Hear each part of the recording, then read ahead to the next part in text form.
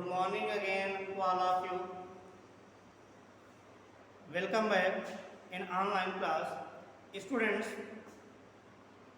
in the last session, I had taught you active and passive as related to interrogative sentences. Today, I will teach you active passive related to imperative sentences.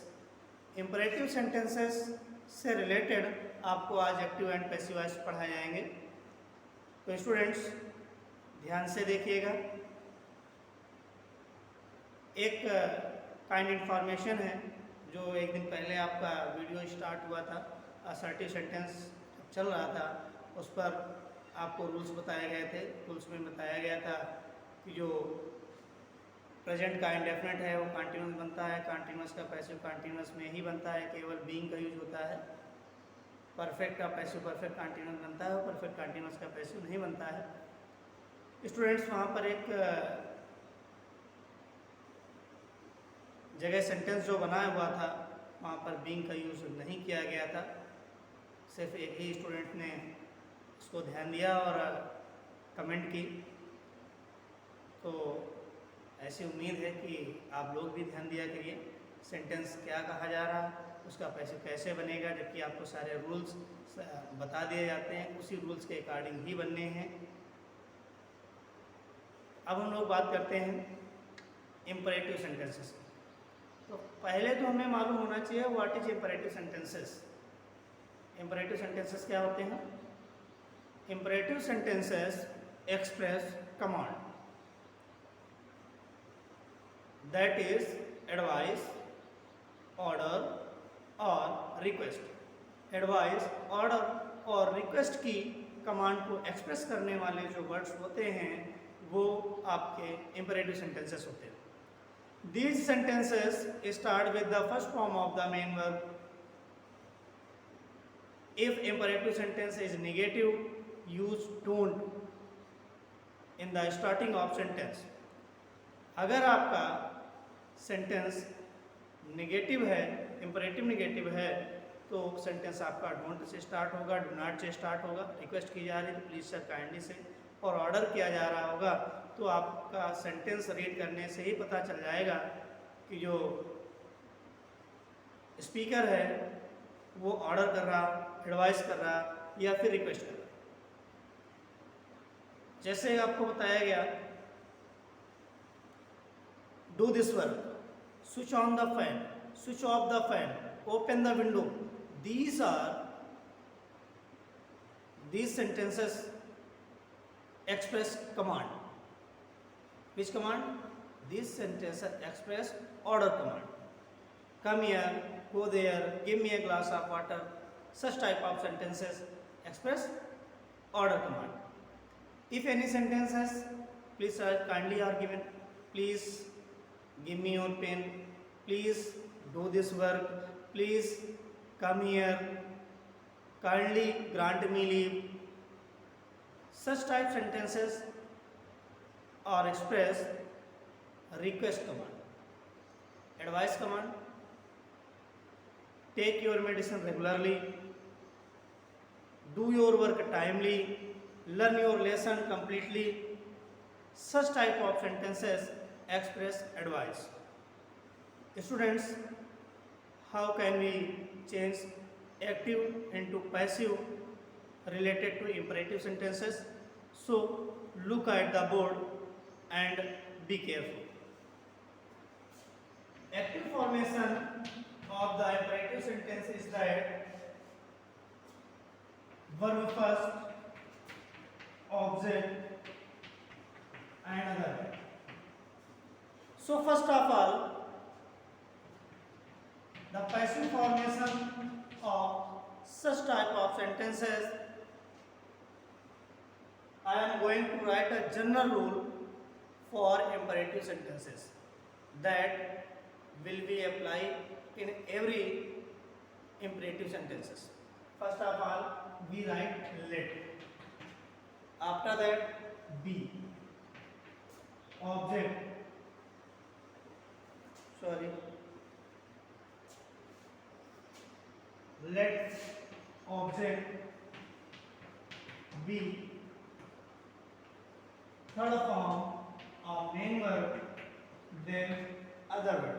अगर imperative sentence का format इस तरह से हो, एक्टिवाइज verb first लिखे हो, object लिखा हो, अदर वर्ड लिखा हो, तो जनरल जो रूल होता है, जनरल फॉर्मेशन है एक्टिवाइज का, पहले आपको लेट लिखना पड़ेगा, फिर ऑब्जेक्ट लिखना पड़ेगा, बी लिखेंगे, उसके बाद वर्ब की थर्ड फॉर्म लिखेंगे। अगर आप चाहते हैं तो बाय यू लिख सकते हो, और नहीं चाहते तो आप बाय यू नहीं लिखेंगे, क्योंकि ये आपके लिए अंडरस्टूड है कि जो भी कमांड की जा रही है वो सेकंड पर्सन से की जाती है, सेकंड पर्सन ही यू होता है, वो इसलिए वो अंडरस्टूड है। आप लगा भी सकते हैं, नहीं भी लगा सकते। तो आपको ये रूल समझ में आ गया होगा। अब एग्जांपल देखते हैं, तब आपको और अच्छा समझ में आ जाएगा। लिखा है, छोटा सा एग्जांपल आपको दे रहे हैं, डू इट। डू इट का आपको पैसिव बनाना है। पहले आपको लेट लिखना है, लेट लिख देंगे, ऑब्जेक्ट लिखना है, ऑब्जेक्ट हो गया, यानी ये वर्ब की फर्स्ट फॉर्म और ये ऑब्जेक्ट है, लेट लिखा, ऑब्जेक्ट लिख दिया। अब बी लिख देंगे, third form of the verb, चाहे तो आप बाय यू लिखें और ना भी लिखना चाहें तब भी आपका sentence let it be done तक ही सही है, let it be done by you भी सही है। तो आप इस तरह से फॉर्मेशन कर सकते हैं। और देखते हैं एक दो सेंटेंसेस। जैसे लिखा हुआ है, complete your work timely.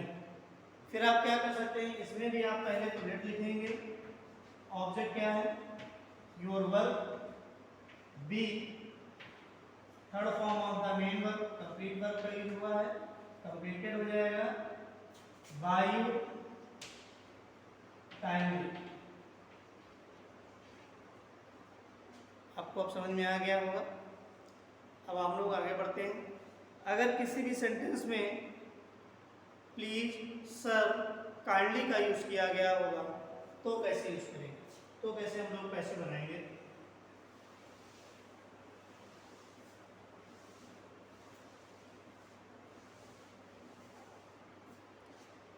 Active formation होगा आपका एक्टिव वॉइस का,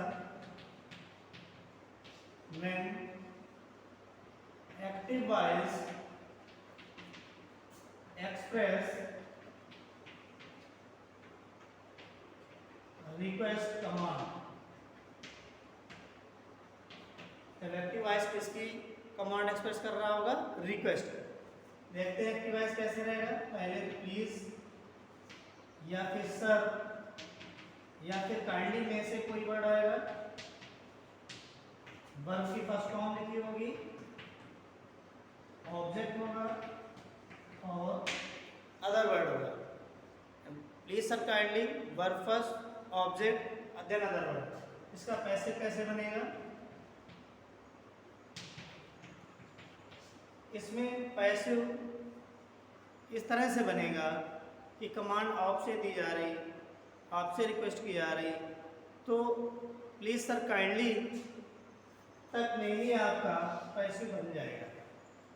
यानी प्लीज सर काइंडली दिया तो यू आर रिक्वेस्टेड, कोई सेकंड पर्सन आ गया, यू आर रिक्वेस्टेड, वर्ब की फर्स्ट फॉर्म और ऑब्जेक्ट रहेगा।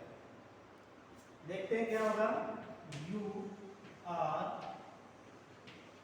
रिक्वेस्टेड टू, और जो बचा हुआ एक्टिव वॉइस है वो एक्टिव वॉइस लिख देंगे। बचा हुआ एक्टिव वॉइस का मतलब verb first, object, other word. जैसे एग्जांपल देखते हैं, please give me my pen. ये लिखा हुआ है, please give me my pen. क्या हो जाएगा, इसी को यू आर रिक्वेस्टेड में चेंज कर देंगे, यू आर रिक्वेस्टेड टू, यहां से यहां तक जो आपका एक्टिव वॉइस था कंप्लीटली लिख देंगे, give me my pen. Students, ये आपका उससे और इजी है।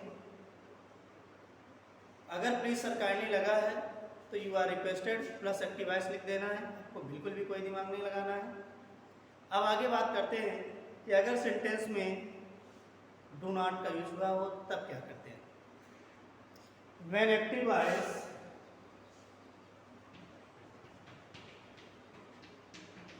स्टार्ट विद डोंट, अगर आपका एक्टिव वॉइस डू नॉट या डोंट से स्टार्ट होगा तो जो एक्टिव का फॉर्मेशन होगा सबसे पहले डोंट लिखा होगा, वर्ब फर्स्ट फॉर्म लिखी होगी, ऑब्जेक्ट लिखा होगा और अदर वर्ड होगा। इसका जब हम पैसिव फॉर्मेट करेंगे तो पैसिव फॉर्मेट पर कैसे होगा, पहले तो हो जाएगा, चाहे तो आप ऐसे बना सकते हैं, इस डू नॉट को यू आर फॉरबिड टू में कन्वर्ट कर लें, फिर आपका एक्टिव वॉइस हो जाएगा। एक तो आपका बनाने का तरीका ये है कि डू नॉट जैसे ही देखा तो हमने क्या कर दिया, यू आर फॉरवर्ड टू, और डू नॉट के बाद जो वर्ब की फर्स्ट फॉर्म से लेकर के पूरा एक्टिव वॉइस है वैसे का वैसा ही लिख देंगे। एक तो तरीका ये हो गया।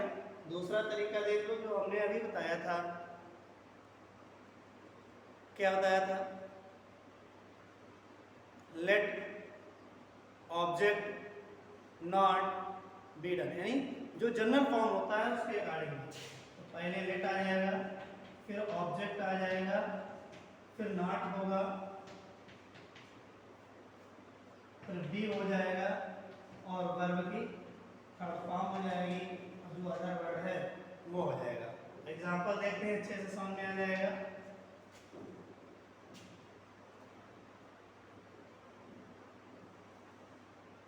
यू आर जैसे कह दिया गया, don't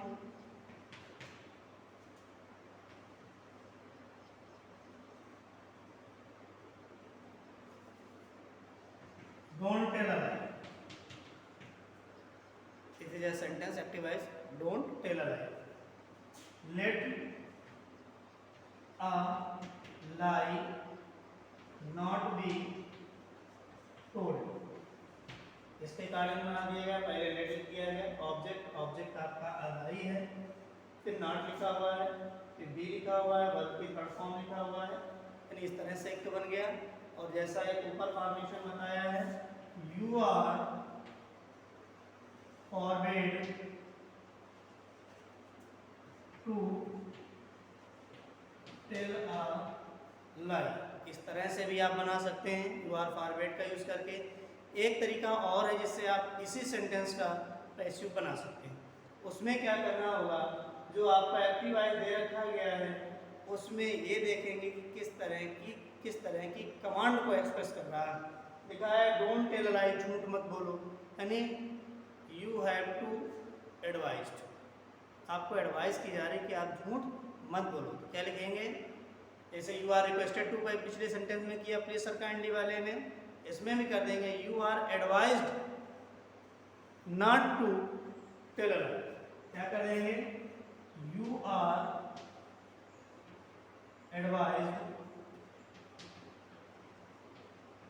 not to tell a lie. ये तीन तरीके के सेंटेंस बनाए जा सकते हैं, आप बना सकते हैं एक ही से। एक तरीका है जनरल फॉर्म का यूज करके, जनरल फॉर्मेशन जो होता है पैसिव का। दूसरा फॉरवर्ड, डू नॉट को के प्लेस पर फॉरवर्ड कर देते हैं, फिर नॉट का यूज कहीं पर भी नहीं होता है। तीसरा फॉर्मेशन आप एक्टिव वॉइस का सेंस देखेंगे, उसमें किस तरह की कमांड को एक्सप्रेस कर रहा है, रिक्वेस्ट, ऑर्डर, एडवाइस, उसके according you are requested to, you are order to, you are advise to का यूज करके प्लस एक्टिव वॉइस जो था वो पूरा का पूरा लिख देते हैं, जैसा कि लास्ट सेंटेंस में किया गया। तो आप, आई होप आपको समझ में आ गया होगा वीडियो। नेक्स्ट वीडियो में इसी से रिलेटेड आगे बढ़ेंगे। तब तक के लिए thank you, have a nice day, take care of you and your family.